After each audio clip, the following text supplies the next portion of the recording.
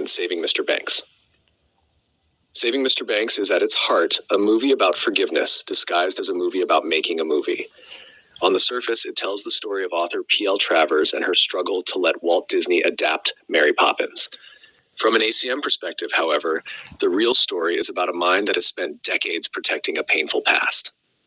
The prison of the past. Travers appears difficult, controlling, critical, and resistant.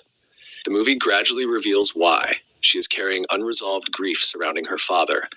The adult personality becomes a defense system built around an old wound.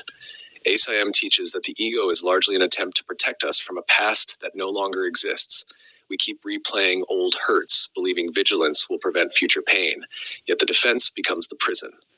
Travers is not really fighting Disney. She is fighting a memory. Special relationships with the past. One of ACM's less obvious teachings is that we can form special relationships not only with people but also with grievances and identities. Travers has become attached to being the guardian of her story. The story preserves her father. The story preserves her pain. The story preserves her identity.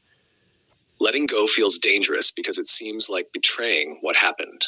The ego often equates forgiveness with forgetting or denying. ACIM says forgiveness is neither. Forgiveness is seeing differently. Mary Poppins as the Holy Spirit. Viewed symbolically, Mary Poppins functions much like the Holy Spirit. She enters a troubled household. She does not condemn anyone. She gently reinterprets situations. She brings joy where there was heaviness.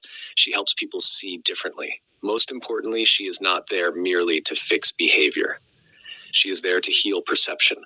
That's remarkably close to the role ACM gives the Holy Spirit. Mr. Banks and innocence. The father figure, Mr. Banks, carries enormous symbolic weight.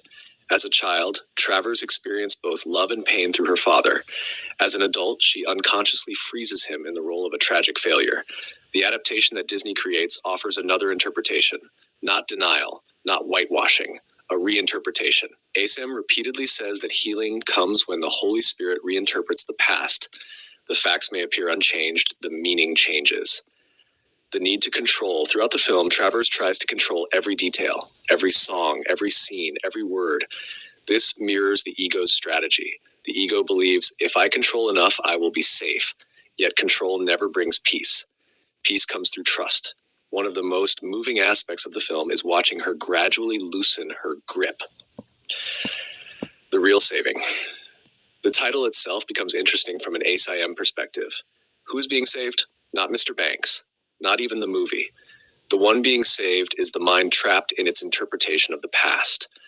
The healing occurs when Travers becomes willing to see her father through the eyes of compassion, rather than through the lens of loss and guilt. Walt Disney's role. Disney functions almost like a forgiveness teacher, not because he is perfect, but because he continually invites a larger perspective. Near the end, he recognizes that the battle is not about a film, it is about a wounded heart. ACM often points out that every conflict is really a call for love. Disney eventually responds to the call beneath the behavior. Lesson.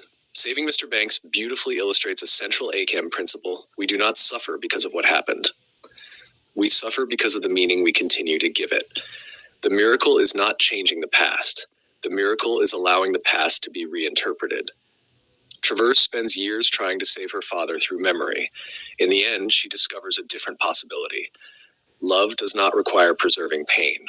The deepest honor we can offer the past is not endless mourning, but healing. The film suggests that redemption is possible. ACIM would go one step further. The past itself has no power except the power we give it now. When forgiveness enters, even the most cherished grief can be transformed from a prison into a doorway to peace.